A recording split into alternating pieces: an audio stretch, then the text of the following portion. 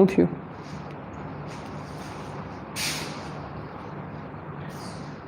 આ બાજુ રહી. કેટલા પ્રેઝન્ટ છે?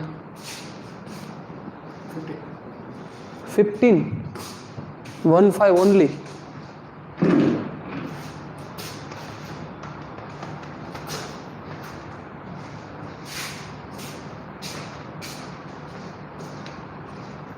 Hello everybody.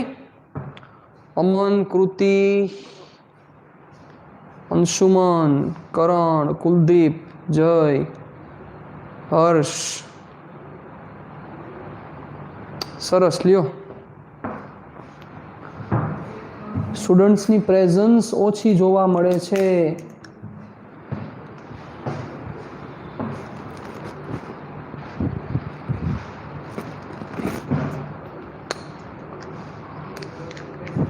Hello everybody. ચાલો બચ્ચાઓ, લાસ્ટ સેશનમાં આપણે જ્યાં પહોંચ્યા હતા ત્યાંથી ડિસ્કશન આગળ કરીએ. ઓકે, જોવો ચાલો. દાખલા નંબર 19 ઉપર પહેલા ચાલ્યા જાઓ. ચાલો ઝડપથી. દાખલા નંબર 19 ઉપર ચાલ્યા જાઓ. ઓરડાની એક દિવાલ સાથે જડિત નાના વિદ્યુત બલ્બનું 3 મીટર દૂર આવેલા સામેની દિવાલ પર પ્રતિબિંબ મેળવવા માટે બહિર્ગોળ લેન્સની શક્ય મહત્તમ કેન્દ્ર લંબાઈ શોધો. સારો પ્રશ્ન છે, ધ્યાન રાખજો. ઓરડાની એક દિવાલ સાથે જડિત નાના વિદ્યુત બલ્બનું 3 મીટર દૂર આવેલી સામેની દિવાલ પર પ્રતિબિંબ મેળવવા માટે બહિર્ગોળ લેન્સની શક્ય મહત્તમ કેન્દ્ર લંબાઈ શોધો. શક્ય મહત્તમ કેન્દ્ર લંબાઈ શોધો. ચાલો, શું પ્રશ્ન કહેવા માંગે છે પેલા પ્રશ્ન વિચારો. દાખલા નંબર 19 કે જેની આપણે ચર્ચા કરી રહ્યા છીએ. ચાલો, આ એક દિવાલ છે, અહીંથી એક અહીંયા બલ્બ મૂકેલો છે. હવે આનું પ્રતિબિંબ તમારે અહીંયા સ્ક્રીન ઉપર મેળવવાનું છે. આ સ્ક્રીન છે, રેડી. આ ડિસ્ટન્સ કેટલું છે તો કે 3 મીટર છે. તો અહીંયા મારે કયો બહિર્ગોળ લેન્સ મૂકવો જોઈએ કે જેની કેન્દ્ર લંબાઈ મેક્સિમમ થાય. મતલબ કે એનાથી મોટો હું જો બહિર્ગોળ લેન્સની કેન્દ્ર લંબાઈ મૂકું તો આ પોસિબલ ન થાય, તો આ ઇમેજ બરોબર ન મળે. પ્રશ્ન આવો છે, તો આની ઇમેજ ન મળે. એનાથી ઓછી હોય તો હાલે, એનાથી મોટી જો f હોય તો પોસિબલ નથી કે આનું પ્રતિબિંબ આ બલ્બનું પ્રતિબિંબ આ સ્ક્રીન એટલે કે પડદા ઉપર મળી શકે. તો આ f max કેટલો હોવો જોઈએ, f max ની કિંમત કેટલી હોવી જોઈએ, આવો પ્રશ્ન તમને પૂછેલો છે. ચાલો, કેવી રીતે આપણે એને ફાઇન્ડ કરશું વિચારો. ચલો, આ સમને સમજવા માટે આની પહેલા આપણે બીજો સમ કરવો પડશે. ચાલો ધ્યાન આપજો. બીજો સમ ઈ છે કે જે જૂની ટેક્સ્ટ બુકમાં આખો સમ આપેલો હતો. ચાલો, બીજા સમમાં એવું છે, ધ્યાન આપો, કે કોઈ એક જગ્યાએ વસ્તુ રાખેલી છે, એનાથી d જેટલા અંતરે એક સ્ક્રીન છે એટલે કે પડદો છે. કેટલા અંતરે? d જેટલા અંતરે ટોટલ. રેડી? ચાલો, તો તમારે એવી શરત મેળવવાની છે કે જે શરત માટે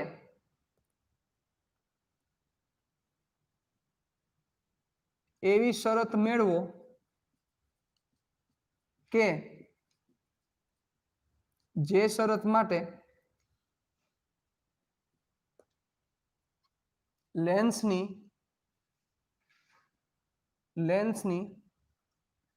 બે સ્થિતિ માટે પ્રતિબિંબ પડદા પર જ મળે. મતલબ કે એવી શરત મેળવો. તમારે શરત મેળવવાની છે કે જે શરતમાં તમે એવું સાબિત કરો કે જો આ કન્ડિશન હોય તો જ લેન્સની બે સ્થિતિ માટે પ્રતિબિંબ પડદા પર જ મળે. કાલે કાવો આપણે સમ કર્યો તો યાદ કરો કે એક લેન્સને બે જગ્યાએ રાખ્યો ત્યારે પડદા ઉપર જ પ્રતિબિંબ મળતું હતું. બે વચ્ચેનું અંતર 20 સેન્ટીમીટરનું હતું. રેડી? એવું આપણે સમ કર્યો. એવો જ આ સમ છે, પણ અહીંયા તમારે એવી શરત મેળવવાની છે કે જે શરત હોય એ શરતનું જો પાલન થતું હોય તો અને તો જ લેન્સની એવી તમને બે સ્થિતિ મળે કે જે સ્થિતિ માટે પ્રતિબિંબ આ પડદા પર જ રચાય, એવું તમારે પ્રૂવ કરવાનું છે. મતલબ વી તમને બે મળવા જોઈએ, આનો મીનિંગ આવો થાય. વી ની તમને બે કિંમત મળવી જોઈએ, આ એવું કહેવા માંગે છે. ચાલો કેવી રીતે પોસિબલ છે, કેવી રીતે શક્યતા છે, ચાલો ધ્યાન આપજો. સાવ સિમ્પલ સમ છે, આમાં કઈ કાઢ લેવાનું નથી. ચાલો હવે તમારે વી ની કિંમત ફાઇન્ડ કરવાની છે. વી ની બે કિંમત લઈ આવવાની છે, એટલે મારે યુ ને સબસ્ટિટ્યુટ કરવો પડશે. ચાલો ધ્યાન આપજો. સપોઝ આ યુ છે, આ વી છે. રેડી? તો તમે લેન્સનું ફોર્મ્યુલા યુઝ કરશો એટલે શું થશે? ચાલો ધ્યાન આપજો. તો તમારે સબસ્ટિટ્યુટ કોને કરવો પડે વિચારો. તમારે વી ની વેલ્યુ ફાઇન્ડ કરવી છે, એટલે તમારે યુ ને ઉડાડવો પડે. તો vote is the value of U? You is equal to, આ સમ કરતા પહેલા હું આ સમ કરાવું છું, એના ઉપરથી આ સમ એની મેળે થઈ જશે. ચાલો ધ્યાન આપજો. What is the value of U? U શું થશે? તો કે યુ ની કિંમત થાય D minus V. D minus V, પણ નિશાની સહિત કહું તો મારે આગળ લેવો પડશે. Therefore U is equal to minus, ઉભા રહ્યો, માઇનસ જ રાખો. U is equal to minus બ્રેકેટમાં ડી માઇનસ વી. ઓકે, અને v ઇઝ ઇક્વલ ટુ કેટલા થશે? તો કે પ્લસ વી. ચાલો તો v ની વેલ્યુ મારે ફાઇન્ડ કરવાની છે કે v ની મારે બે કિંમત આવી જોઈએ. ચાલો વર્ક કરીએ, બહુ ઈઝી વસ્તુ છે. અરીસાના સોરી લેન્સના સૂત્ર પરથી ચલો શું થાય? Minus 1/u plus 1/v is equal to 1/f. ચાલો માઇનસ 1/u ની વેલ્યુ છે minus D minus V plus 1/+v is equal to 1/+f. Minus cancel out. So 1/d minus V is equal to 1/v is equal to 1/f. ચાલો LCM લઈ લ્યો. ચાલો શું થશે? v plus d minus V upon v into d minus V is equal to 1/f. ચાલો શું થશે જોજો. વી કેન્સલ આઉટ, આને સામે જવા દો અને આને આ બાજુ ઠેકાડો, એટલે fd ઇઝ ઇક્વલ ટુ vd minus V square. Therefore v square minus vd plus fd is equal to 0. v square minus vd plus fd is equal to 0. હાલો કોનું દ્વિઘાત સમીકરણ બન્યું? v નું. જોવો દ્વિઘાત, એક ઘાત વાળું પદ અને અચળ પદ, એટલે a ઇઝ ઇક્વલ ટુ થશે 1, b is equal to minus D અને c ઇઝ ઇક્વલ ટુ થશે fd. ચાલો ધ્યાન રાખજો, બહુ સિમ્પલ છે પણ ધ્યાન રાખવા જેવી બાબત છે. ચાલો ધ્યાન આપજો. તો v ઇઝ ઇક્વલ ટુ શું થશે? Therefore v is equal to minus B plus or minus under root b square minus 4ac upon 2a. ચાલો માઇનસ બી ની કિંમત છે minus D plus or minus under root B square એટલે D square minus 4, A ની value 1, C ની કિંમત fd upon 2a. ચાલો ધ્યાન રાખજો. Therefore v is equal to D plus or minus under route D common કાઢો તો d minus 4f upon 2a. ચાલો હવે થોડુંક વિચારો, થોડુંક લોજિક આપજો, ધ્યાન આપજો કે v ની તમારે બે કિંમત લઈ આવી હોય તો કમ્પલસરી આ ધન આવવું જોઈએ. વિચારો, કારણ કે d તો મોટો જ છે સાહેબ, કારણ કે d ની કિંમત કોઈ દી f જેટલી, d ની કિંમત f કરતા મોટી જ થશે ઓલવેઝ. એટલે વિચારો કે d plus or minus under route d into d minus 4f, તો v ની બે કિંમત લેવા માટે, કારણ કે આવું થાય ને d પ્લસ આ બાય 2 માઇનસ 2 એની જગ્યાએ 2 મૂકી દો માઇનસ, પછી શું થાય? અથવા v is equal to d minus under route upon 2. તો વિચારો, સમજવા જેવી વાત એ છે કે બે પ્રતિબિંબ માટે બે સ્થાનો એ લેન્સ હોય ત્યારે પ્રતિબિંબ માટે શું થવું જોઈએ? વિચારો જોઈએ શું થવું જોઈએ? Condition d greater than 4f થવું જોઈએ. વિચારો d ગ્રેટર ધેન 4f થાય તો જ બે સ્થાનો એ પ્રતિબિંબ તમને મળી શકે. મતલબ કે જે પડદાની જે ડિસ્ટન્સ છે એ 4f કરતા મોટો આવવો જોઈએ સાહેબ. પડદાનું જે અંતર છે 4f કરતા મોટું હોવું જોઈએ. હવે કાલનો સમ જેને કરેલો હશે 20મો દાખલો, એમાં જોવો પડદાનું જે અંતર હતું એ 90 સેન્ટીમીટર હતું અને તમને જે f મળ્યો છે એ f કાંઈક અરાઉન્ડ ના તો 2 નો મળે ને, તો 1 જ મળે. હમણાં આવું 2 મિનિટ ખમ. દાખલા નંબર 20 માં તમે આપણે કર્યું હતું 90 સેન્ટીમીટર હતું, યાદ કરો બરોબર. 90 સેન્ટીમીટર 90 સેન્ટીમીટર પડદાનું અંતર હતું, એ કેપિટલ D તમને આપેલો હતો. એમાંથી તમે એનો f ફાઇન્ડ કર્યો તો યાદ કરો. તો f ની કિંમત આઈ થિંક 19 કે 20 આસપાસ આવેલી હશે. જુઓ 19 કે 20 આસપાસ આવેલી હશે. એટલે વિચારો જે ઈ જે d ની કિંમત છે, સ્ક્રીન સુધીના અંતરની જે કિંમત છે એ 4f કરતા મોટી છે. જુઓ એટલે કે d ની કિંમત જો 4f કરતા મોટી હોય તો જ આ ધન આવે, અને તો જ આ ધન આવે તો જ v ની બે કિંમત મળી શકે. હવે વિચારો, જો d ની કિંમત 4f જેટલી હોય તો આ આખે આખું ઉડી જાય, આ 0 થઈ જાય. તો v ની માત્ર એક જ કિંમત આવે, d/2 આવે. વિચારો, આ આખે આખું ઉડી જાય, આખે આખું ઉડી જાય, અને v ની કિંમત ખાલી કેટલી આવે? d/2 આવે. રેડી? એક જ મળે. એટલે શું થશે?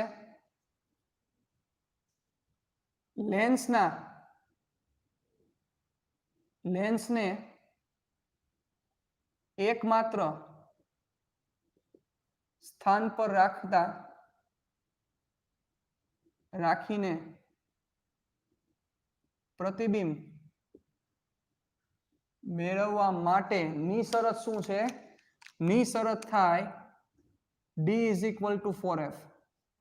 પણ હવે વિચારો, જો d ની કિંમત 4f કરતા ઓછી થાય, વિચારો d ની કિંમત જો 4f કરતા ઓછી થાય તો સાહેબ આ નેગેટિવ આવે ને રૂટમાં નેગેટિવ શક્ય નથી.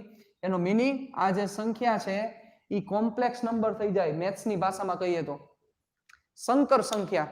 હવે સંકર સંખ્યા શું છે તમને નહીં ખબર હોય, મેથ્સ વાળાને ખબર હશે બરોબર. સંકર સંખ્યા થઈ જાય કારણ કે આ રૂટમાં માઇનસ હોય તો એ તમને કરતા આવડતું નથી, મતલબ કે વાસ્તવિક કિંમત ન મળે. તો આનો મીનિંગ શું થયો કે જો તમારે એકમાત્ર સ્થાન પર રાખીને પ્રતિબિંબ મેળવવું હોય તો d = 4f થવું જોઈએ. તો હવે આના ઉપરથી તમે વિચારો કે આમ પ્રતિબિંબ મેળવવાની શરત શું થઈ? આમ પ્રતિબિંબ મેળવવા માટેની શરત શું થઈ? વિચારો જોઈએ. તો પ્રતિબિંબ મેળવવા માટેની શરત d ≥ 4f થવું જોઈએ સાહેબ. d ની કિંમત > 4f થવું જોઈએ. રેડી? હવે અહીંયા વિચારો, અહીંયા શું પ્રશ્ન પૂછ્યો તો? Vote is the value of f max? કે f max ની કઈ કિંમત હોઈ શકે કે જેના માટે પડદા ઉપર પ્રતિબિંબ મળે સાહેબ. ચાલો તો હવે શું થાય સમજાણું? યસ, બરોબર છે, f max.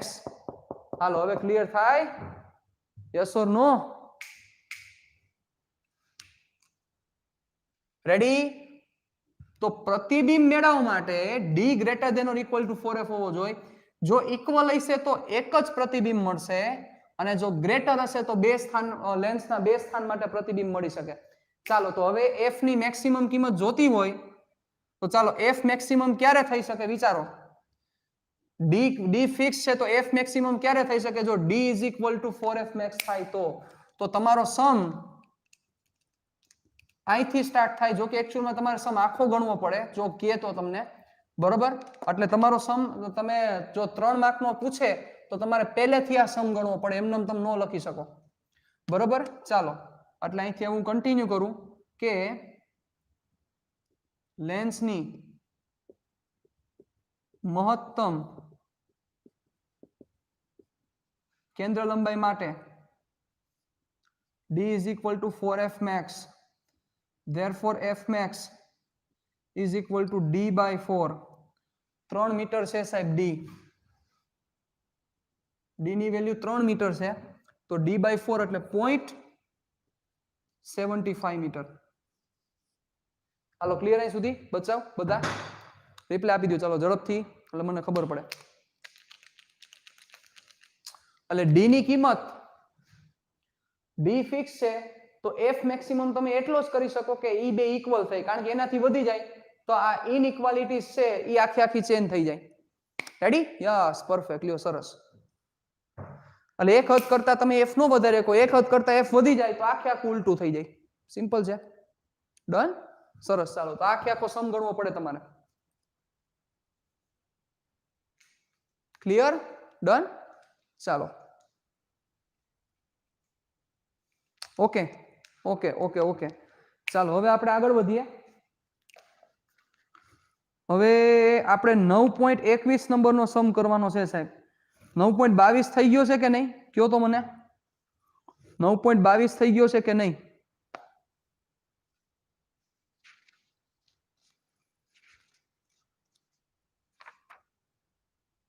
$9.22 થઈ ગયો છે કે નહીં? 9.22. Reply fast. ઓકે ચાલો સરસ. હવે એની પહેલા આપણે 9.21 જોવો. ચાલો હવે ઓકે 9.21 જોવો. નો પ્રોબ્લેમ, ભલે થઈ ગયો હોય. 9.21 જોવો. ચાલો 9.21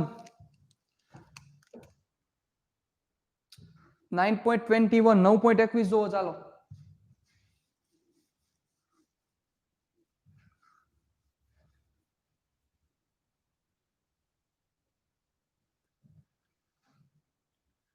ચેપ્ટર નંબર 3 ના વિડીયોઝમાં આયરે રહેજો. હમણાં ચેપ્ટર નંબર 3 પૂરું થઈ જશે. કાલે તમને એક વિડીયો સેન્ડ કર્યો હતો. આજે એક વિડીયો તમને સાંજના મળી જશે 8:00 આસપાસ. બરોબર? ચેપ્ટર નંબર 3 ના વિડીયોમાં સાથે રહેજો. ચેપ્ટર નંબર 3 પતશે એટલે ડાયરેક્ટ ચેપ્ટર નંબર 4 ચાલુ થઈ જશે. મુદ્દાની વાત એ છે કે આ વખતેનું જે નીટ હતું એકદમ ભંગારના પેટનું પેપર કાઢ્યું હતું. બરોબર? પેપર ઇમ્બેલેન્સ હતું, બહુ ઇમ્બેલેન્સ હતું અને બહુ ઈઝી પેપર હતું. એટલે જરાય તમે એવો મગજમાં ફાંકો ન રાખતા કે નેક્સ્ટ ટાઈમ નું પણ આવું નીકળશે. બરોબર? કે એવો ફાંકો ન રાખતા કે JEE નું પેપર હેલું નીકળશે. JEE પણ ઈઝી જ હતું પેપર. રેડી? એટલે થોડુંક આ વખતેનું જે પેપર, થોડુંક તો નહીં પણ ઘણું, આ વખતેનું પેપર હાવ ઈઝી પેપર હતું સાહેબ. ડાયરેક્ટ ફોર્મ્યુલા પૂછી લીધેલા હતા. આવા પ્રશ્નો પૂછેલા છે કે એક પરમાણિક વાયુ પાસે કેટલી ઉર્જા હોય. એક પરમાણિક વાયુ પાસે કેટલી ઉર્જા હોય? નીચે ઓપ્શન આપેલા હોય. 3/2 kBt, 5/2 kBt, 7/2 kBt. આવા પ્રશ્ન પૂછ્યા છે. એક પરિમાણિક વાયુ પાસે કેટલી ઉર્જા હોય? હવે નાના છોકરાને ખબર હોય છે, નવો જે એન્ટર થયો હોય ને 11માં, એને ખબર હોય કેટલી ઉર્જા હોય. બરોબર? પછી એક આવો પ્રશ્ન હતો પ્રતિબળ. પ્રતિબળનું MLT શું થાય? હવે પ્રતિબળના MLT કોઈ પ્રશ્ન છે? પ્રતિબળનું MLT શું થાય?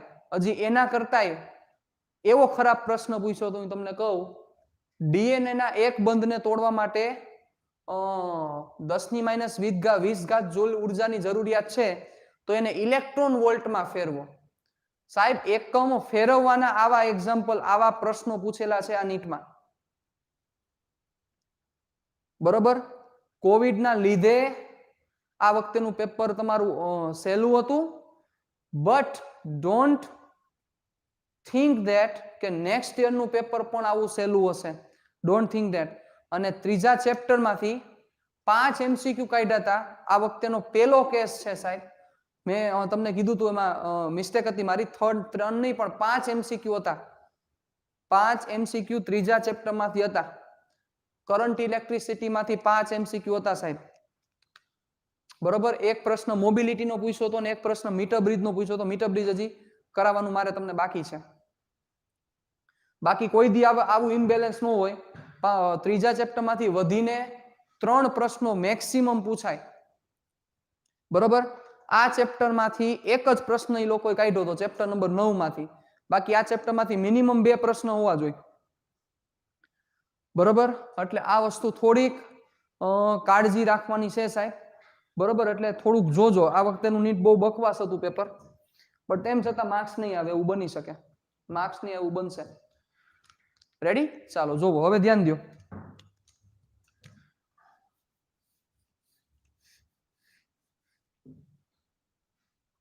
હવે આપણે દાખલા નંબર 21 જોવાનો છે. બહુ સારો સમ છે, ધ્યાન આપજો.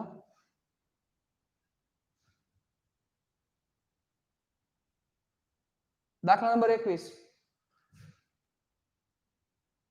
ચાલો શું છે દાખલા નંબર 21 માં? સ્વાધ્યાય 9.10 માં. હાલો પેલા 9.10 જોઈ લ્યો એની સાથે જ. ચાલો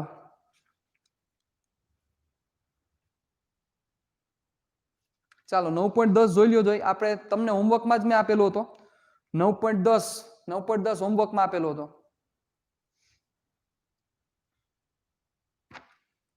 ચાલો ચાલો ચાલો ચાલો ઝડપથી ઝડપથી ઝડપથી ઝડપથી ઝડપથી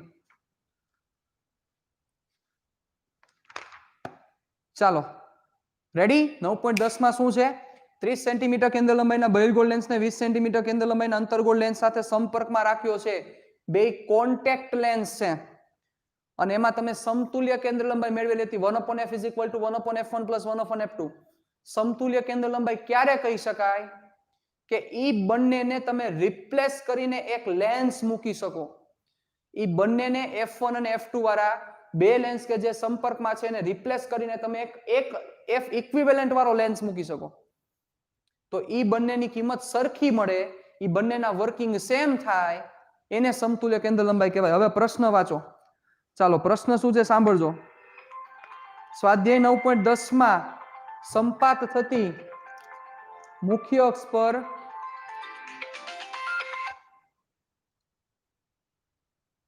દિયા લેક્ચરમાં છું હું તને કોલ કરું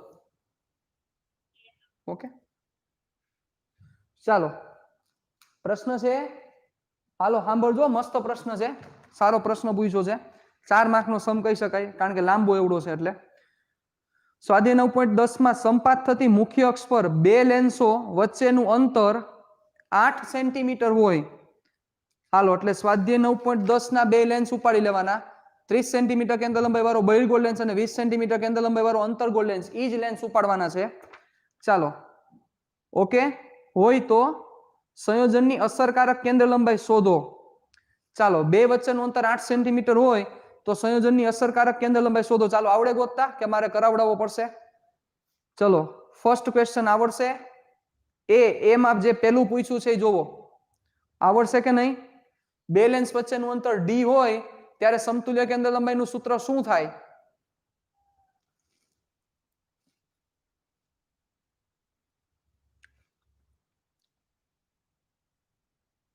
ચાલો ચાલો ચાલો ચાલો ચાલો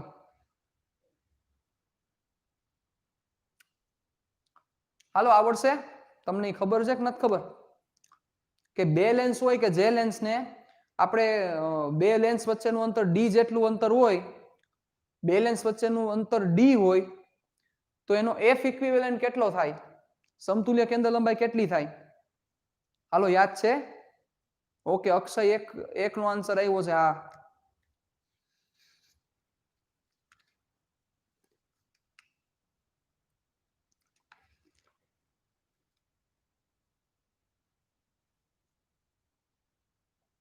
સર કરાવો ને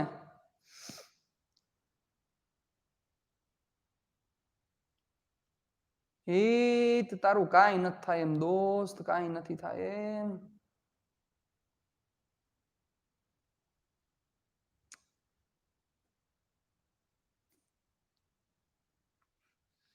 એટલે તમને ઈ ફોર્મ્યુલા યાદ નથી તો હવે મને તો ઈ ચિંતા થાય કે તમે આમાં પાસ કેમ થાઓ ધોરણ 12 માં તમને ફોર્મ્યુલા યાદ ન હોય તો સમ તો પછી હું કરાવવાનો જ છું અને પાછલો બધાય સમ કરાવી દો મને કાંઈ ફેર નથી પડતો યાર તમે આમાં પાસ કેમ થાઓ ફોર્મ્યુલા જો ન ખબર હોય તો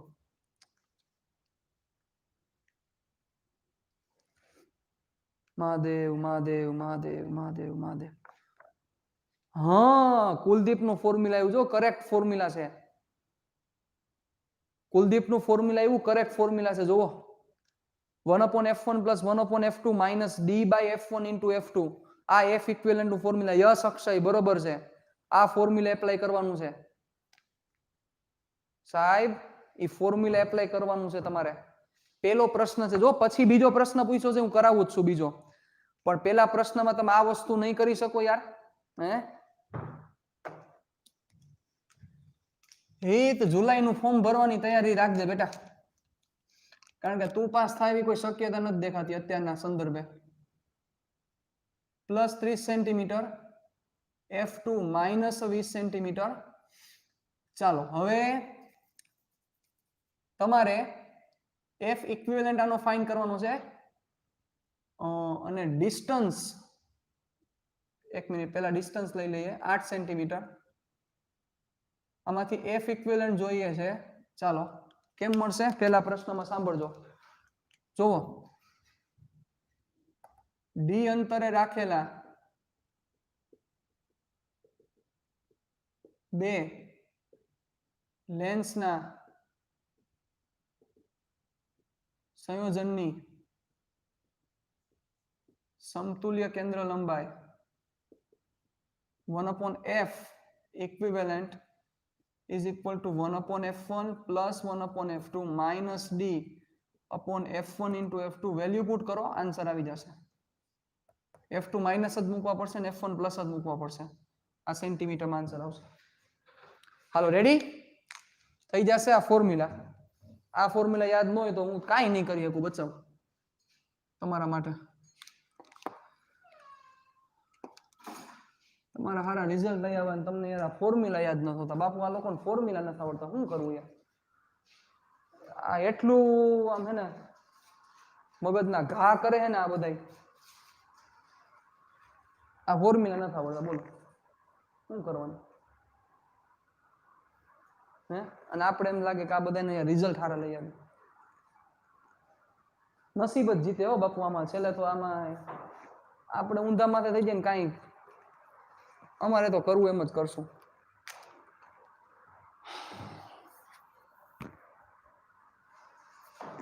સારું હાલો લ્યો કાંઈ વાંધો નહીં બીજું ચાલો જોવો એના પછી પ્રશ્ન એવો છે કે આ જવાબ સંયોજનની કઈ તરફથી પ્રકાશની સમાંતર કિરણાવલી આપાત કરવામાં આવે છે તેના પર આધારિત છે આવો પ્રશ્ન પૂછ્યો છે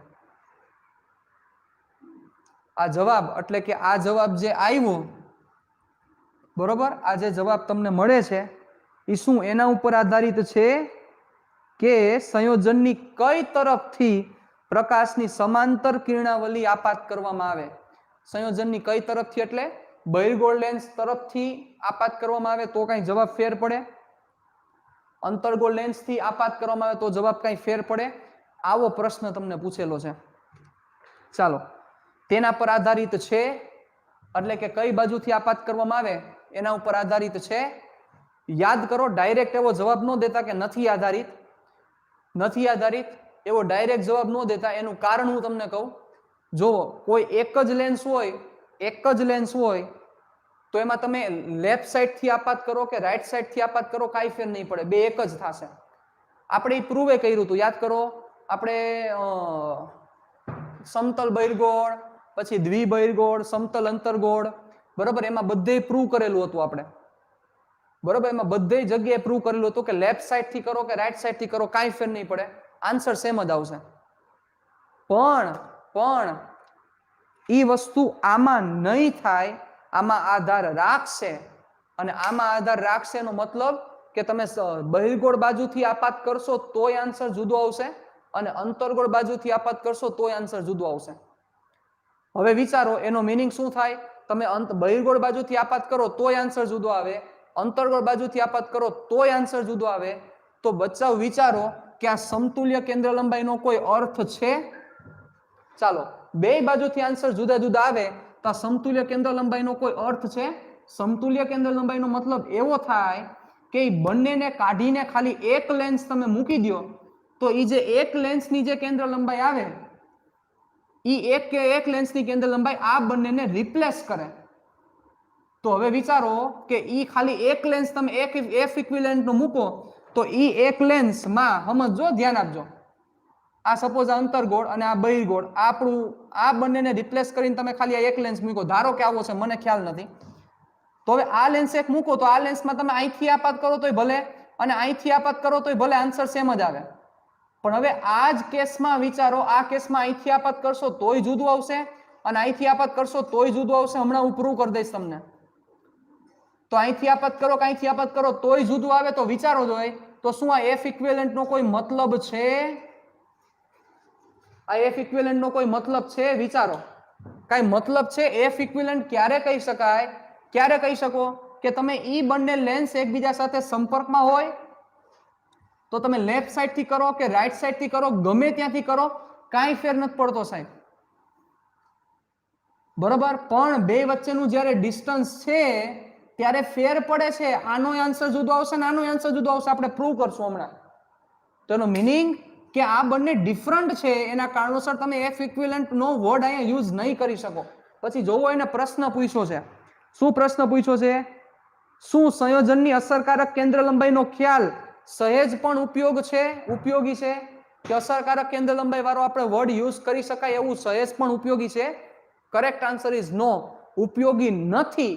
એનું એકમાત્ર કારણ છે કે તમે આ બાજુથી આપાત કરો અને એનો જે આન્સર આવે અને આ બાજુથી આપાત કરો, એ બંને આન્સર ડિફરન્ટ છે. જો એ બંને આન્સર સેમ આવત, જો એ બંને આન્સર સેમ આવત તો તમે કહી શકત કે યસ, સંયોજનની કેન્દ્ર લંબાઈ અસરકારક કેન્દ્ર લંબાઈની મહત્વતા છે. પણ અહીંયા બેયના આન્સર ડિફરન્ટ આવે છે. એટલે પહેલા આપણે પ્રૂવ કરીએ કે ડિફરન્ટ આવે છે અને પછી છેલ્લે લખશું કે અહીંયા સંયોજનની અસરકારક કેન્દ્ર લંબાઈનો મતલબ નથી કાંઈ. હાલો, ક્લિયર થયું આખો સમ? યસ ઓર નો? ચાલો, ક્લિયર થયું તો આ પાડજો.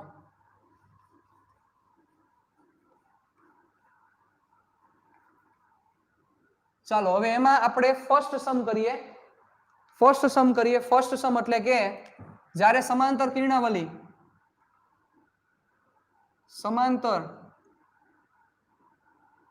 કિરણાવલી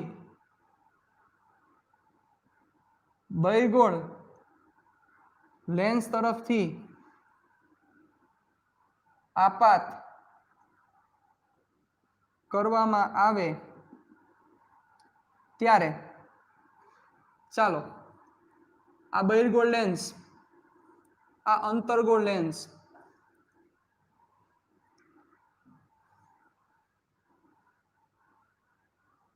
આ સમાંતર કિરણાવલી, બે વચ્ચેનું ડિસ્ટન્સ 8 સેન્ટીમીટર. ચાલો, તો આ પહેલો લેન્સ છે અને આ બીજો લેન્સ છે. તો પહેલાનું પ્રતિબિંબ બીજા માટે વસ્તુ તરીકે વધશે અને બીજાનું પ્રતિબિંબ ક્યાં મળે છે ઈ ગોતી લ્યો. એવી જ રીતે પછી આ જ કિરણો આપણે આપાત કરશું આ બાજુથી, એટલે હું એવું કરીશ, આને આ બાજુ લઈ લઈશ ને આને આ બાજુ લઈ લઈશ. એનું પ્રતિબિંબ ક્યાં મળે છે ઈ ગોતી લ્યો. જો બે ઇક્વલ ડિસ્ટન્સ ઉપર મળતા હશે અને ઇક્વલ પ્લેસ ઉપર મળતા હશે તો આપણે એવું કહેશું કે યસ, અહીંયા એફ ઇક્વિવેલન્ટ બોલવા જેવું છે. નહીં મળતા હોય તો આપણે એવું કહેશું કે એફ ઇક્વિવેલન્ટ બોલવા જેવું નથી. ચાલો, તો શું થશે? પ્રથમ લેન્સ માટે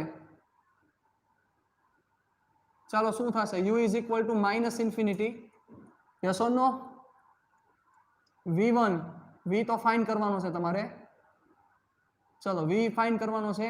f is equal to f1 is equal to, અહીંયા u1 આપી દો, f1 ઇઝ ઇક્વલ ટુ +30. ચાલો, -1 upon u1 +1 upon v1 is equal to 1 upon f1. -1 upon -infinity plus 1 upon v1 is equal to 1 upon 30. ચલો, v1 is equal to 30 centimetre plus 30. Ready? ચાલો, હવે વિચારજો બીજા lens થી શું થશે. બીજા લેન્સ માટે અંતર કેટલું થાય વિચારો જોઈ. બીજા લેન્સ માટે u2 ની કિંમત કેટલી થાય?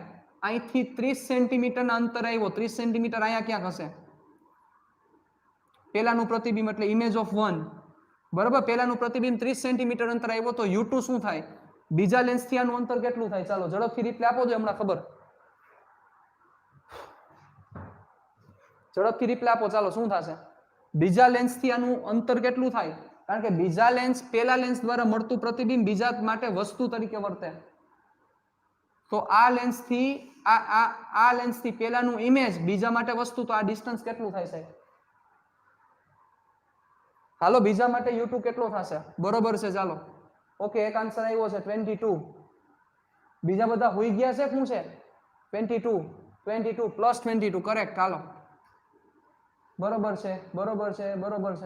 ચાલો, +22 સેન્ટીમીટર. હાલો, f2 કેવો થશે? તો કે -20 સેન્ટીમીટર. ચાલો લ્યો, અરીસાનું સૂત્ર વાપરો. therefore 1 upon v2, હું ડાયરેક્ટ કરું છું, હવે જોજો. 1 upon f2 minus plus 1 upon u2. ચાલો વેલ્યુ પુટ કરો. 1 upon -20 પ્લસ 1 upon 22. અને જવા દીધા, અમે બીજું કાંઈ નથી કર્યું. ચાલો, 22 -20 upon 440, 22 દુ 44. ચાલો vote is the value of V2 શું આવશે -440 ના છેદમાં 2 એટલે -220 સેન્ટીમીટર -220 સેન્ટીમીટર એટલે અહીંથી -220 એટલે અહીંથી -220 આમ થાય તો વિચારો જો સેન્ટર થી તંત્રના સેન્ટર થી એટલે O બિંદુથી તંત્રના કેન્દ્રથી કેટલા અંતરે થાય તંત્રના મધ્ય બિંદુથી આ જે 220 છે એ અહીંથી ડિસ્ટન્સ છે અહીંથી 220 છે આ બાજુ તો અહીંથી સેન્ટર થી કેટલું થાય કયો જોઈ સેન્ટર થી કેટલું થશે સેન્ટર થી કેટલું થશે આ સેન્ટર થી આ ડિસ્ટન્સ કેટલું થાય તંત્રના મધ્ય બિંદુથી પ્રતિબિંબનું સ્થાન ડાબી બાજુ કેટલા અંતરે મળે હાલો હાલો કયો આ કેટલું થાય અહીંથી 220 છે અહીંથી આ 220 આ બાજુ થયું તો સેન્ટર થી કેટલું થાય આપણે સેન્ટર થી ગણાય ને તો હેલું પડે સેન્ટર થી કેટલું થયા 216 વાહ અમન સરસ ડાબી બાજુ 216 સેન્ટીમીટરે મળે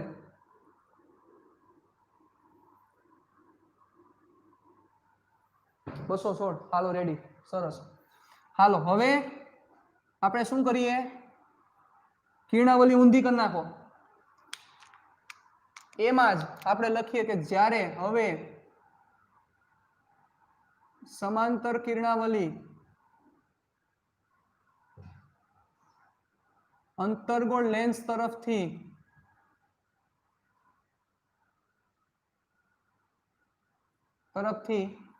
આપાત કરવામાં આવે ત્યારે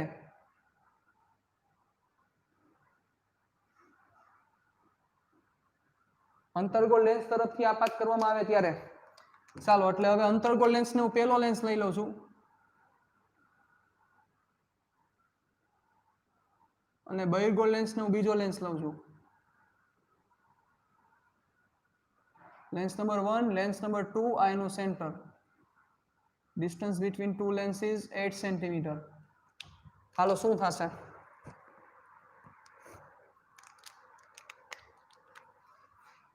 ચાલો આ રીતના આપાત કિરણો છે ચાલો પ્રથમ લેન્સ માટે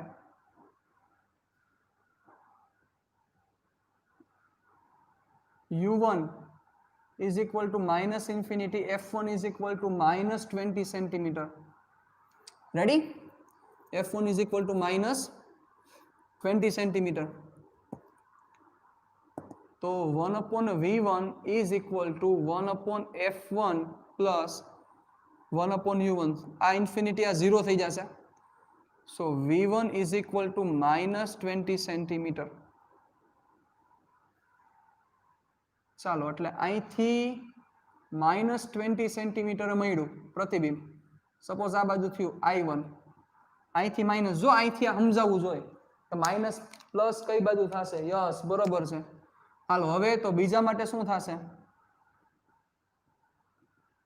બીજા લેન્સ માટે વોટ ઇઝ U2 ચાલો U2 શું થશે કયો જોઈ બીજા લેન્સ માટે U2 ની કિંમત શું થાય આ 20 છે 8 બીજા -28 સેન્ટીમીટર f2 પ્લસ 30 સેન્ટીમીટર તો 1 upon v2 is equal to 1 upon v2 is equal to 1 upon f2 plus 1 upon u2 1 upon f2 એટલે 30 plus 1 upon -28 ચાલો લસા લઈ લ્યો -28 plus 30 ના છેદમાં 28 તેરી 84 840 therefore v2 is equal to આ બે વધશે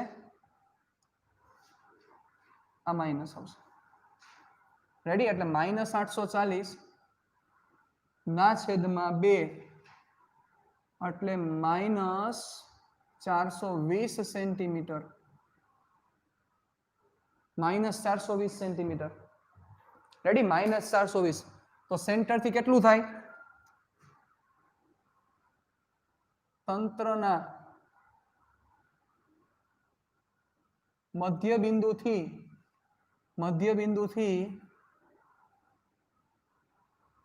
પ્રતિબિંબનું સ્થાન ડાબી તરફ 416 સેન્ટીમીટર અંતર છે. તો લખવાનું શું અહીં બંને કિસ્સામાં પ્રતિબિંબનું સ્થાન સમાન ન મળતું હોવાથી સમતુલ્ય કેન્દ્ર લંબાઈ શબ્દ વાપરવો યોગ્ય નથી. રેડી? સરસ, લ્યો, સરસ. હાલો, એના પછી એમાં હજી પ્રશ્ન પૂછ્યો છે, વાંચો. ઉપરયુક્ત ગોઠવણી એ માં 1.5 સેન્ટીમીટરની એક વસ્તુને બહિર્ગોળ લેન્સ તરફ બહિર્ગોળ લેન્સ તરફ 40 સેન્ટીમીટર અંતરે મૂકવામાં આવે છે. બે લેન્સના સંયોજનની મળતી મોટવણી અને પ્રતિબિંબની ઊંચાઈ શોધો. ચાલો, આ કરવાનો છે, મારે કરાવવો પડશે કે તમે કરી નાખશો? ચાલો, આ પ્રશ્ન કરવાનો છે તમારે. ચાલો, કરાવવો પડશે કે કેમ? મને વિચારીને રિપ્લાય આપો. Take your time, I have no problem. ચાલો, 1.5 સેન્ટીમીટર ઊંચી વસ્તુ છે, આઈ થિંક. જોવો, 1.5 સેન્ટીમીટર ઊંચાઈની એક વસ્તુને જો ઊંચાઈને બહિર્ગોળ લેન્સના કેન્દ્રથી બહિર્ગોળ લેન્સ તરફ 40 સેન્ટીમીટર અંતરે મૂકવામાં આવે. ઓકે, એટલે બહિર્ગોળ લેન્સના કેન્દ્રથી 40 સેન્ટીમીટર અંતરે આ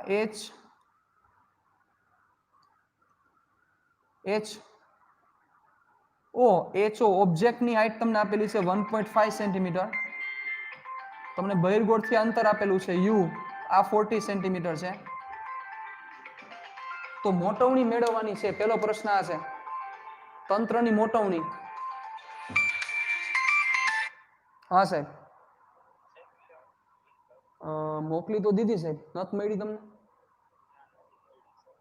એક જ મિનિટ હો, નથી મોકલી. કેમ? એને કરી જ દેવાની સાહેબ. ઉભા રહ્યો, મળી જાય સાહેબ, એક જ મિનિટ.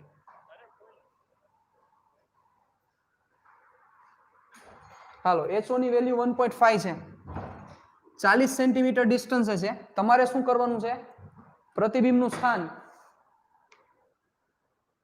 1 મિનિટ. પ્રશ્ન છે, બે પ્રશ્ન છે, પ્રતિબિંબની ઊંચાઈ અને મોટવણી. ઓબ્વિયસ છે સાહેબ, બહુ કોમન વસ્તુ છે આખી. પ્રતિબિંબની ઊંચાઈ અને મોટવણી મેળવવા માટે પહેલા તમારે આની મોટવણી મેળવવી પડશે, પછી આની મોટવણી મેળવવી પડશે. ઈ બે મોટવણીનો ગુણાકાર કરશો, ઈ આખરી મોટવણી થશે સાહેબ. હા કે ના? યસ ઓર નો? તો અહીંથી તમે કરી શકશો કે નહીં? પહેલાની મોટવણી માટે પહેલાનું પ્રતિબિંબ ક્યાં મળે છે ઈ ગોતો, પછી બીજાની મોટવણી માટે બીજાથી વસ્તુ અંતર ફાઇન્ડ કરવું પડશે, પછી બીજાનું પ્રતિબિંબ ક્યાં મળે છે ઈ ગોતો, પછી બીજાની મોટવણી શોધો, પછી બેનો ગુણાકાર કરો, એ તમને નેટ મોટવણી આપે, નેટ પરિણામી મોટવણી દેશે. અને એમાંથી તમારે એના પરથી તમારે આનું h ફાઇન્ડ કરવાનો છે. રેડી? પછી m = h' h પુટ કરી દેવાનો તમારે છેલ્લે. હાવ ક્લિયર? ચાલો, તો આ પતાવી દેજો. હવે જુઓ ભાઈ, તો 9.32 દાખલા નંબર 9.32 જો જોરદાર સમ છે સાહેબ, 4 માર્ક્સ નો સમ છે. અને જેવા તેવા છેડા ભેગા થાય નહીં એવો આ સમ છે. પણ જેને મારો ઓલો નીટ JEE નો લેક્ચર જોયેલો છે રે ઓપ્ટિક્સ નો, એને આ પરફેક્ટ સમજાઈ જશે આ સમ. આમાં એક પણ પ્રકારનો પ્રશ્ન નહીં થાય. જેને ઈ લેક્ચર જોયો હશે એને. મસ્ત સમ છે સાહેબ, જે લેવલ હોવું જોઈએ, સમની તાકાત, સમનું લેવલ, બધી વસ્તુ તમને આમાં તમે આઈડેન્ટિફાઈ કરી શકશો એવો સમ છે.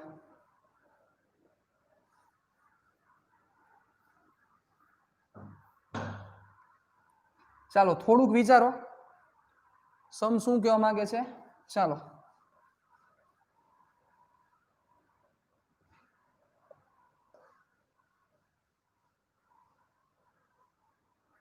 એમાં જે આકૃતિ દોરી આકૃતિ એ કે દોરવાની જરૂર નથી. આ તમે એક્સપેરિમેન્ટ કરતા હોય ને તો તમને ફીલ થાય, દેખાય.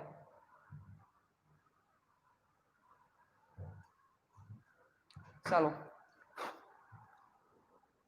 જો આકૃતિ 9.34 માં એક બહિર્ગોળ લેન્સ કે જેની બંને બાજુની વક્રતા ત્રિજ્યાઓ સમાન છે, પોઈન્ટ ટુ બી નોટેડ.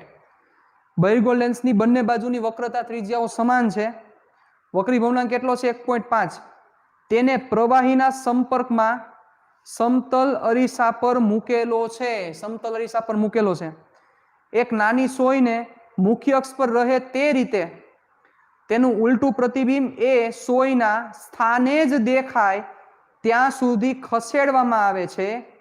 પિનનું લેન્સથી અંતર 45 સેન્ટીમીટર છે. હવે પ્રવાહીને દૂર કરી પ્રયોગનું પુનરાવર્તન કરતા આ અંતર 30 સેન્ટીમીટર અંતર મળે છે. તો પ્રવાહીનો વક્રી ભવનાંક શોધો. આ એક પ્રયોગ છે. આ એક પ્રયોગ છે સાહેબ. આ એક પ્રયોગ છે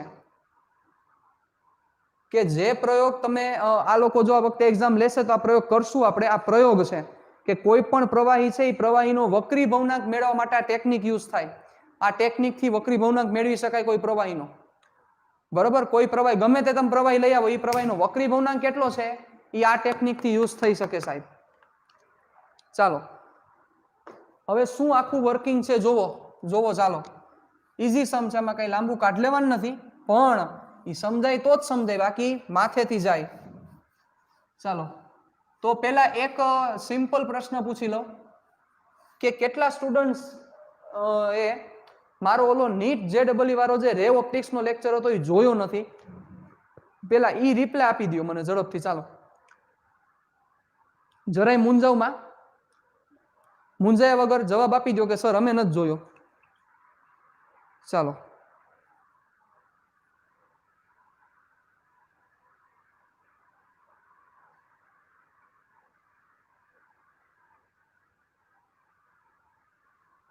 ચાલો જેને ન જોયો હોય એનો, અને કોઈ આન્સર નહીં આપે એનો મિનિંગ હું એવું સમજી લઈશ કે બધાએ જોયો છે.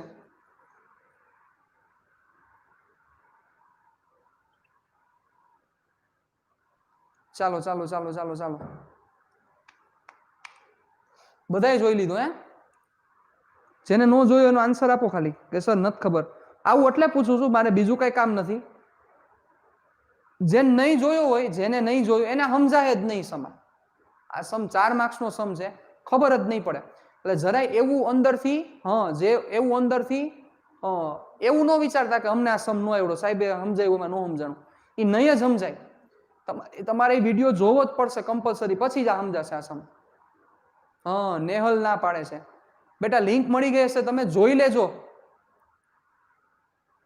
આયુષી તે નથી જોયો આયુષી કે તે જોયો છે? ઓકે, ઈ તે જોયો છે. ઓકે,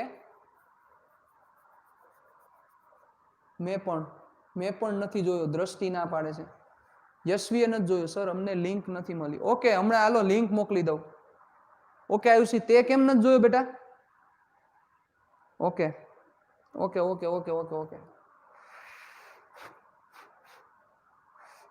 હવે કૃતિ એની બધાએ જોયો છે. હવે જેટલા જોયો એટલામાં આમ લખો તો કે સર અમે જોયેલો છે એવું લખજો. પરફેક્ટ કે જોયો છે એવું લખજો. હાલો ઓકે, ઉર્વી કે છે જોવાઈ ગયો. સરસ. અમન ને બધા, કૃતિક, અક્ષય, યસ જોવાઈ ગયો. ઓકે હાલો, જોવાઈ ગયો છે તો સમજાઈ જશે સમમાં. તો આ કઈ છે જ નહીં સમ. જોયો છે. Okay ready. સરસ. નથી જોવાનું. ઓકે દેવરાજ. ઓકે હાલો નો પ્રોબ્લેમ. જોયો છે. કુલદીપ જોયો છે. Okay ready. તો કાંઈ વાંધો નહીં. જેને નથી જોયો એ લોકો માટે અત્યારે હું એક શોર્ટમાં 2-3 વસ્તુ કહી દઉં છું. શોર્ટમાં બોલીશ એટલે કારણ કે હું અમે બહુ ડિટેલમાં ડિસ્કશન આખી કરેલી છે. શોર્ટમાં 2-3 વસ્તુ કહી દઉં એટલે તમને ક્લિયર થઈ જાય. ચાલો ધ્યાન આપો. તમને કાવો એક નાનકડો પ્રશ્ન પૂછું, શોર્ટમાં કહી દઉં એટલે તમને અત્યારે એવું ન થાય કે આમાં કાંઈ ખબર ન પડી. પણ આમાં આની સાચી મજા ઓલો લેક્ચર જોશો ને પછી તમને સાચી મજા આવશે. જોવો ચલો અહીંયા એક સમતલ અરીસો છે. હવે આના ઉપર એક લેન્સ ગોઠવેલો છે આપણે, ટચ થાય એવી રીતે, આવી રીતે. રેડી? હવે ઉપરથી એક પિન સોય જેવું રાખેલું છે. હવે તમારે ઉપરથી જોવાનું, અહીંયા તમારા આંખના કોડા કાઢીને તમારે જોવાનું, અને આ જે વસ્તુ છે એનું પ્રતિબિંબ અહીંયા એક્ઝેક્ટ આમ ઊંધું મળે. જ્યાં સુધી ઊંધું ન મળે ત્યાં સુધી આને અપ ડાઉન કરવાની, અપ ડાઉન. જ્યાં સુધી આનું પ્રતિબિંબ ઊંધું ન મળે અને વસ્તુની જગ્યાએ જ પ્રતિબિંબ મળે ત્યાં સુધી અપ ડાઉન કરવાનું. એ રીતે કરતા કરતા કરતા અહીંયા ફિક્સ થયું. આ ડિસ્ટન્સ સપોઝ 15 સેન્ટીમીટર મળ્યું. રેડી? ઉભા રહ્યો. 15 નહીં, આપણે 30 જ છે તો 30 જ રાખો. 30 સેન્ટીમીટર મળ્યું. હવે સિમ્પલ પ્રશ્ન એ છે કે આ બહિર્ગોળ લેન્સની કેન્દ્ર લંબાઈ કેટલી હશે? What is the focal length of the convex lens? બહિર્ગોળ લેન્સની કેન્દ્ર લંબાઈ કેટલી હશે? આવો પ્રશ્ન છે. આવો પ્રશ્ન પૂછ્યો, બીજું કાંઈ પૂછ્યું જ નથી કે આ બહિર્ગોળ લેન્સની કેન્દ્ર લંબાઈ કેટલી હશે. જુઓ સાહેબ, સાંભળો કે આ વસ્તુનું પ્રતિબિંબ એ જ જગ્યાએ રચાવવા માટે સાહેબ એ કિરણો રિટ્રેસ થવા જોઈએ. કિરણો રિટ્રેસ થવા જોઈએ. અને કિરણો રિટ્રેસ થાય એનો મતલબ એ પોતાનો પાથ ઊંધો કરવા જોઈએ ને, એ જ માર્ગે પાછા જવા જોઈએ. તો એ જ માર્ગે પાછા ત્યારે જાય જ્યારે આમાંથી જે નીકળતા કિરણો છે એ અરીસાના લંબ સાથે 0 ના ખૂણે અથડા. યાદ કરો પરાવર્તનનો નિયમ. લેન્સ અરીસાના સંયોજનમાં ભણ્યા હતા, યાદ કરો. બરોબર? એનો પાથ પોતાનો ઉલટો તો જ થાય કે જો ઈને ઈ માર્ગે અહીંથી અહીં ભટકાણા, અહીંથી અરીસાના લંબ સાથે 0 નો ખૂણો બનાવે તો અહીંથી વળી પાછા પરાવર્તન થઈને અહીંયા જાય. વિચારો. ક્લિયર થયું? હાલો વિચારો. અહીંથી આ કિરણ આવ્યું, આ વક્રીભવન થઈને અથડાણવાના ઉપર અહીંથી વળી પાછું બેક થયું અને તો જ અહીંયા તમને પ્રતિબિંબ મળે, બાકી પ્રતિબિંબ ન મળે સાહેબ. તો હવે મગજ આંકો કે સાહેબ આ લેન્સમાંથી વક્રીભવન પામીને કિરણ આ સમતલ અરીસાને સમાંતરે આવે છે. સમતલ અરીસાને સમાંતરે આવે છે તો વિચારો એવું કયું ડિસ્ટન્સ છે કે કિરણ એમાંથી વક્રીભવન પામીને અહીંયા સમતલ અરીસો રાખેલો હોય તો આને સમાંતર આવે છે. કયું ડિસ્ટન્સ થાય? આ ડિસ્ટન્સ કયું હોય વિચારો. કયું ડિસ્ટન્સ હોય વિચારો બચાવો. કયું ડિસ્ટન્સ હોય? હાલો, જેને નથી જોયું એના માટે. આ કયું ડિસ્ટન્સ થાય? આ ડિસ્ટન્સ f જેટલું જ થાય. આ f હોય તો જ શક્ય છે આ થાય. એટલે f ની કિંમત 30 સેન્ટીમીટર થાય ભાઈ. યસ, f જેટલું બરોબર છે આયુષી. રેડી? કેટલું થાય? f 30 સેન્ટીમીટર હોય તો જ શક્ય છે કે આ થાય, બાકી શક્ય જ નથી. રેડી? ડન? તો હવે આ જ કોન્સેપ્ટ ઉપરથી આપણે સમ કરવાનો છે. હવે આપણો સમ શું છે સાંભળજો. આપણો સમ શું છે. આ 30 સેન્ટીમીટર કેસ નંબર 2 છે. કેસ નંબર 2 છે. સેકન્ડ કેસ છે. ફર્સ્ટ કેસ આવો છે. આ સમતલ અરીસો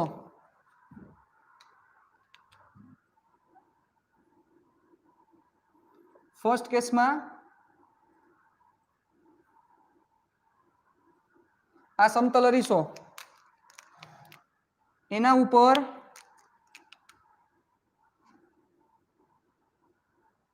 એક બહિર્ગોળ લેન્સ રાખ્યો. રેડી? બહિર્ગોળ લેન્સ મૂકી દીધો અને નીચે અહીંયા પાણી નાખવામાં આવ્યું. પાણી મીન્સ કે પ્રવાહી. એટલે આ બધા ભાગમાં પ્રવાહી છે.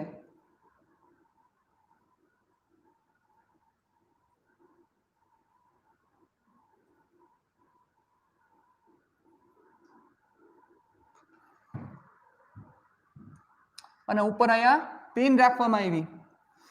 તો પિન માંથી વક્રીભવન થઈને વળી પાછું અહીંયાથી વક્રીભવન થઈને વળી પાછો થઈને રિફ્લેક્ટ થઈને પ્રતિબિંબ એ જગ્યાએ જ મળ્યું સાહેબ. અને આ ડિસ્ટન્સ મળ્યું 45 સેન્ટીમીટર. ચાલો, આટલો ડેટા છે તમારી પાસે.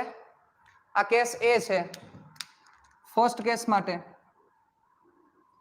આ કેસ એ છે ને આ કેસ બી છે. આટલો ડેટા છે. આના ઉપરથી તમારે શું કરવાનું છે? What is the refractive index of this an તમારે ફાઇન્ડ કરવાનો છે. પ્રવાહીનો વક્રી ભવનાંક.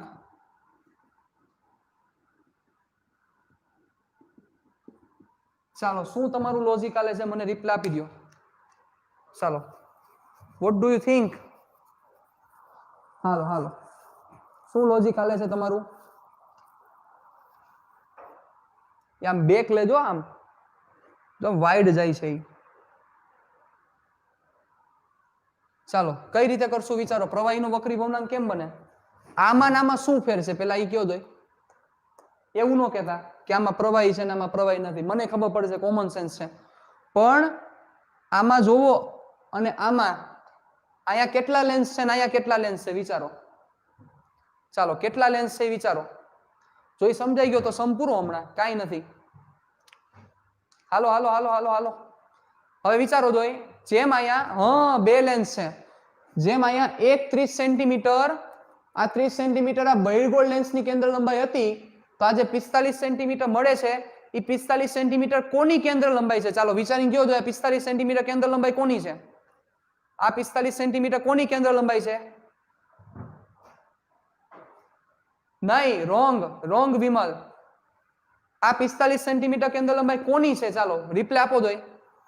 કયા લેન્સનો સંયોજન? તમને અહીંયા કયા લેન્સ દેખાઈ રહ્યા છે? ચાલો થોડુંક વિચારીને લખજો, એમને ન લખતા. તમને અહીંયા કયા લેન્સ દેખાય છે? કયા લેન્સ દેખાય છે તમને આમાં? ચાલો લખો દો, કયા લેન્સ તમને દેખાય છે? ચાલો ચાલો ચાલો ચાલો ચાલો, તમને કયા લેન્સ દેખાય છે? ચાલો ઈ કયો.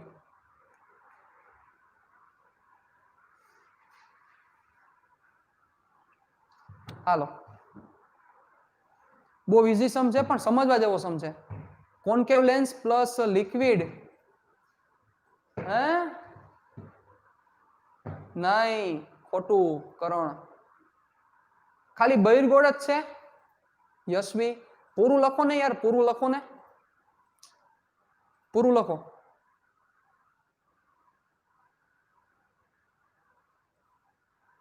બહિર્ગોળ ને સમતલ, હે બહિર્ગોળ ને સમતલ, અર્ધ અંતલગોળ અને બહિર્ગોળ. એને મેં કઈક નામ, તમને નામ આપ્યું હતું પૂર્વી. આ સમતલ એવો લેન્સ કોઈ હોય જ નહીં. સમતલ નામનો લેન્સ જ નથી કોઈ. જોવો, ડિટેક્ટ કરો સાહેબ, ડિટેક્ટ થઈ જવું જોઈએ લેન્સ કેવો છે.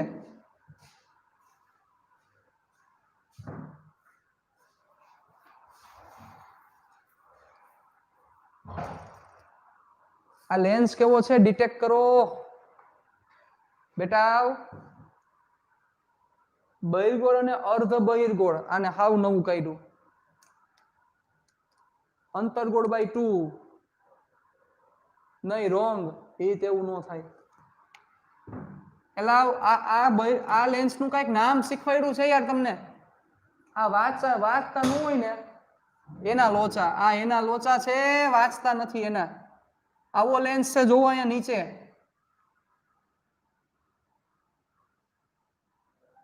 આ લેન્સ નું નામ શું છે? આ લેન્સ નું શું નામ થાય? આવો લેન્સ છે, જોવો અહીંયા નીચે. બોગાવ. આ તો બહિર્ગોળ જ છે, એક તો બહિર્ગોળ છે જ, પણ આ લેન્સ શું છે? આ કેવો લેન્સ છે? જો આવો લેન્સ મેં બહાર કાઢીને દેખાડ્યો તમને. નથી સમતલ બહિર્ગોળ. આ બહિર્ગોળમાં બહારની તરફ હોય. આ સમતલ બહિર્ગોળ નથી, આ સમતલ અંતર્ગોળ લેન્સ છે યાર. મગજની પથારી ફેરવો તમે યાર.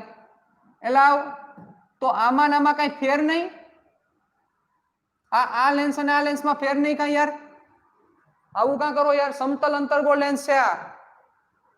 યશ દ્રષ્ટિ બરોબર છે, કુલદીપ બરોબર. સમતલ અંતર્ગોળ લેન્સ છે. તો તો આ બે લેન્સના સંયોજનથી આ વિચારો, એક લેન્સ બહિર્ગોળ અને બીજો સમતલ અંતર્ગોળ લેન્સનું સંયોજન છે. એટલે એનો મીનિંગ શું થયો? આ જે તમને 45 સેન્ટીમીટર મળ્યા છે આ કેન્દ્ર લંબાઈ જ છે, પણ આ તંત્રની કેન્દ્ર લંબાઈ છે સાહેબ. કોની કેન્દ્ર લંબાઈ છે? તંત્રની કેન્દ્ર લંબાઈ છે. આ તંત્રની કેન્દ્ર લંબાઈ છે સાહેબ. અને આ જે 30 સેન્ટીમીટર મળ્યા એ કોની કેન્દ્ર લંબાઈ છે? એ માત્ર ને માત્ર બહિર્ગોળ લેન્સની કેન્દ્ર લંબાઈ છે. તો હવે તમારે પ્રવાહીનો વક્રી ભવનાંક મેળવવાનો છે. આ વક્રી ભવનાંક ક્યાંથી મળશે? હાલો, શું તમારે મગજ હાલે છે? ક્યાંથી તમે વક્રી ભવનાંક મેળવશો? કયો જોઈ? આ તમે વક્રી ભવનાંક ક્યાંથી મેળવશો? ચાલો ઈ કયો. પ્રવાહીનો વક્રી ભવનાંક ક્યાંથી મેળવશો? કોઈ પણ એક લેન્સ છે, લેન્સનો વક્રી ભવનાંક જોતો હોય તો કયું સૂત્ર વાપરવું પડે? હાલો હાલો રિપ્લે આપો. કયો ચાલો. કેવી રીતે મેળવશો તમે? સાહેબ 4 માર્ક્સ એમને નહીં આપે. બહુ ઈઝી સમ છે. પણ કોઈ પણ દ્રવ્ય, આ દ્રવ્યનો વક્રી ભવનાંક જોતો હોય તો કયું સૂત્ર મૂકશો?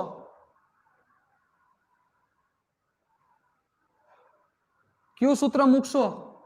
પ્રવાહીના વક્રી ભવનાંક મેળવવા માટે સૂત્ર કયું મૂકશો? 1/f is equal to -r/n-1. બરોબર છે. Perfect perfect perfect. તમારે સૂત્ર ક્યુ મૂકવું પડશે સાહેબ? લેન્સના વક્રી ભવનાંક વાળું સૂત્ર મૂકવું પડે.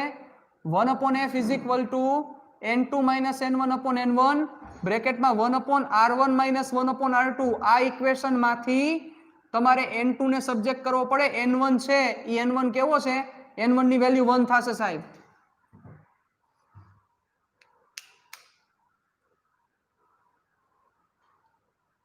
યસ, આ સૂત્ર મૂકવું પડે તમારે, એમને નો થાય. 1/f is equal to નહીં, પણ f is equal to થાય. 1/f is equal to નો થાય આવું. પણ હવે વિચારો, સાંભળો, તમને આ ક્યારે મળે વિચારો જોઈ. આ મેળવવા માટે તમારા ઘર r1 અને r2 બેયની કિંમત હોવી જોઈએ. અને આનો f હોવો જોઈએ. કોનો f હોવો જોઈએ? તમારી પાસે f હોવો જોઈએ, સમતલ અંતર્ગોળનો f હોવો જોઈએ. તો સમતલ અંતર્ગોળનો f કેમ મળે? વિચારો, આ 45 છે એ f ઇક્વિવેલેન્ટ છે, તંત્રના છે. આ 30 છે એ બહિર્ગોળના છે, કોન્વેક્સના. તો સાહેબ આની કેન્દ્ર લંબાઈ મળી જાય કે ન મળી જાય? f2 મળી જાય કે ન મળે? હાલો કયો જોઈ.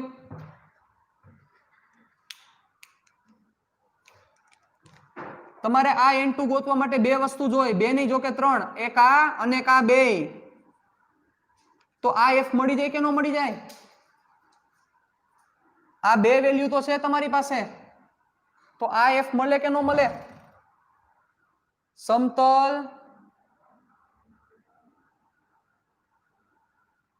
સમતલ અંતર્ગોળ લેન્સનું આ સૂત્ર છે.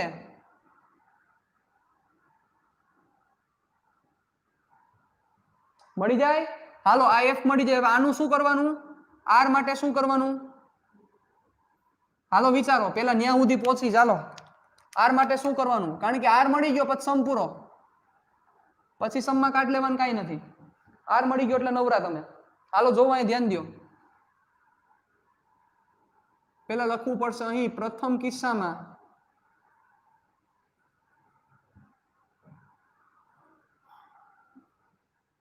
વસ્તુનું પ્રતિબિંબ તે જ સ્થાન પર મળતું હોવાથી f equivalent is equal to 45 centimetre, જ્યાં f equivalent is equal to બહિર્ગોળ લેન્સ અને સમતલ અંતર્ગોળ લેન્સના સંયોજનની સમતુલ્ય કેન્દ્ર લંબાઈ.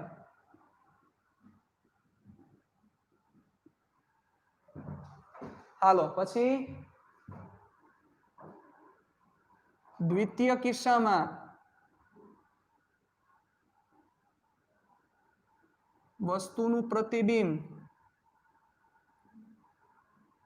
તે જ સ્થાન પર મળતું હોવાથી f is equal to 30 centimetre, જ્યાં f બરાબર બહિર્ગોળ લેન્સની કેન્દ્ર લંબાઈ.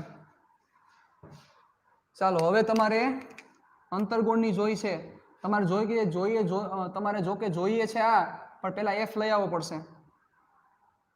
સમતલ અંતર્ગોળ લેન્સની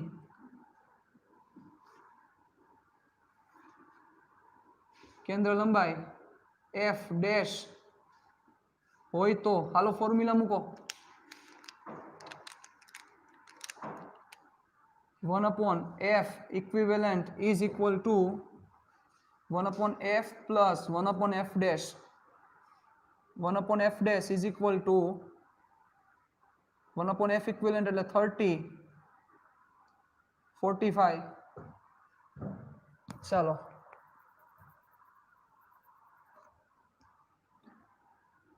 -45 -30 upon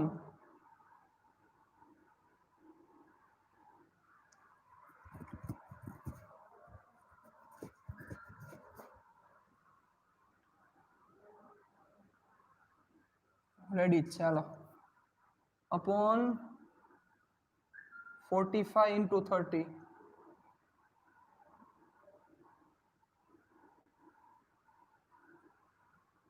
એટલે 15/45 ગુણ્યા 30.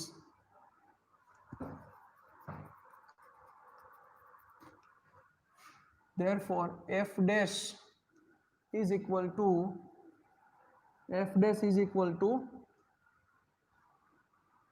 90 સેન્ટીમીટર.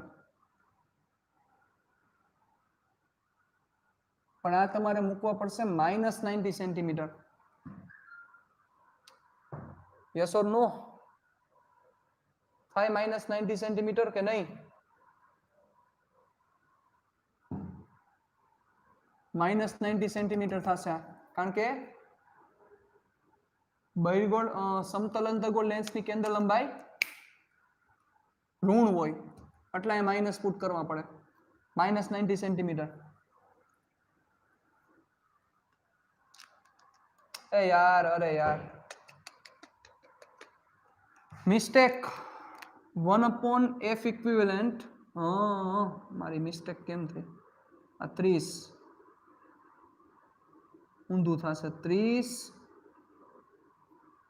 -45 -15 અને -19. રેડી છે? ચાલો યસ યસ યસ બરોબર છે. ચાલો okay, f dash is equal to -90 centimetre.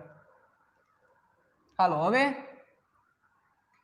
સાહેબ r ગોતવાનો છે. r ક્યાંથી મેળવશો? ચાલો એના માટે જોવો થોડું. તમને ઇટા ઓફ ગ્લાસ આપેલો છે એટલે ગ્લાસનો વક્રી ભવનાંક દીધેલો છે.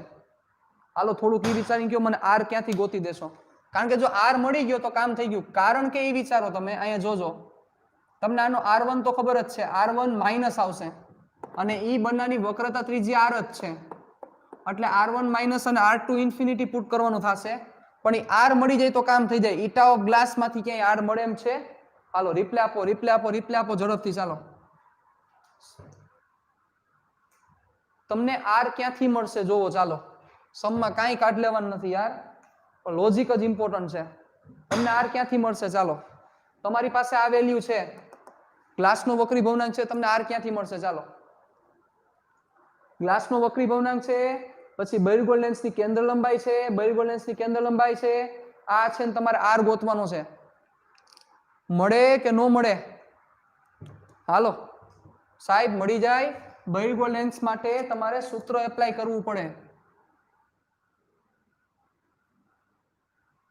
બહિર્ગોળ લેન્સ માટે ફોર્મ્યુલા એપ્લાય કરો. Yes yes yes yes yes yes yes yes. પણ એ બહિર્ગોળ લેન્સ માટે સાહેબ, યસ કરણ બરોબર છે. બહિર્ગોળ લેન્સ માટે 1/f is equal to ng-1, direct કરું છું સાહેબ, ng-1 into bracket 1/r1 -1/r2. હવે અહીંયા શું કીધું છે? r1 is equal to plus r અને r2 is equal to -r. આ ડાયરેક્ટ થઈ જવું જોઈએ. મેં તમને શીખવાડ્યું હતું સાહેબ, ડાયરેક્ટ થઈ જવું જોઈએ. Therefore 1/f is equal to 1.5 minus 1. અહીંયા મૂકી દો વેલ્યુ 30. અહીંયા થશે 1/r minus -1/r એટલે 2/r. ચાલો એટલે શું થશે? ચાલો 1/30.5 into 2 એટલે 1 એટલે 1/r. So r is equal to 30 centimeter. ચાલો r મળી ગયો સાહેબ. હાલો r મળી ગયો, f મળી ગયો, તો n મળી જાય કે ન મળે? એટલે હવે સમતલ અંતર્ગોળ લેન્સ માટે 1/f dash is equal to n liquid -1/1 ના છેદ into bracket 1/r1 -1/r2. ચાલો r1 શું થશે? r1 is equal to -r, r2 is equal to infinity. -r એટલે ઉપરથી કિરણ આવતા હોય, તમે અહીંથી ઉપરની તરફ મેઝરમેન્ટ કરશો. સમતલ કિરણ આમ આવે છે, તમારું મેઝરમેન્ટ નીચેથી ઉપર થશે એટલે -r પુટ કરવા પડશે. ચાલો એટલે હવે અહીંયા વેલ્યુ મૂકી દો 1/-90 nl -1. અહીંયા થશે 1/-r એટલે -1/r, 1/∞ 0 થઈ જશે. ચાલો અને ઉભા રહ્યો ને, વેલ્યુ જ મૂકો ને. r કેટલા? તો કે 30 એટલે -30. ચાલો માઇનસ કેન્સલ, 30 તેરી 90 એટલે nl is equal to 1/3 plus 1, so is equal to 4/3. ચાલો ક્લિયર? કોઈને પ્રશ્ન? જોવો જોઈએ આ સમમાં 4 માર્ક્સનો સમ છે. હવે સ્ટેપિંગ જોવા જાવ તો સ્ટેપિંગ છે ને, જોવા જાય તો 2 માર્ક્સ 3 માર્ક્સ જેવા સ્ટેપિંગ છે, પણ આ રાઇટિંગ ઇમ્પોર્ટન્ટ છે. તમને સમજાવવું જોઈએ, સમ ક્લિયર થવો જોઈએ કે કેમ વર્કિંગ કર્યું સમે. ચલો done. So it's equal to 4/3. That is correct answer. પણ એ બચાવ તો જ તમને ક્લિયર થશે, તમે તમારા ફોર્મ્યુલાસ બરોબર હશે, રેડી હશે, તમારા લોજિક મેં જે કરાવ્યું છે તમને યાદ હશે તો તમે કરી શકશો, બાકી નહીં થાય. અત્યારે આવડી જશે, અત્યારે એમ જ થશે કે ઓહો આવડી ગયું, હાવ ઈઝી છે. એટ અ ટાઈમ કાંઈ યાદ ન થતું, કારણ કે વર્ક જ ન કર્યું. આ લખવું પડે તમારે 2-2, 3-3 વાર, 5-5 વાર સમ લખવા પડે, કારણ કે રાઇટિંગ વગર માર્ક્સ નહીં દે કોઈ. રેડી? ચાલો નેક્સ્ટ સેશનમાં મળશું, ત્યારે આગળ વધશું પાછા.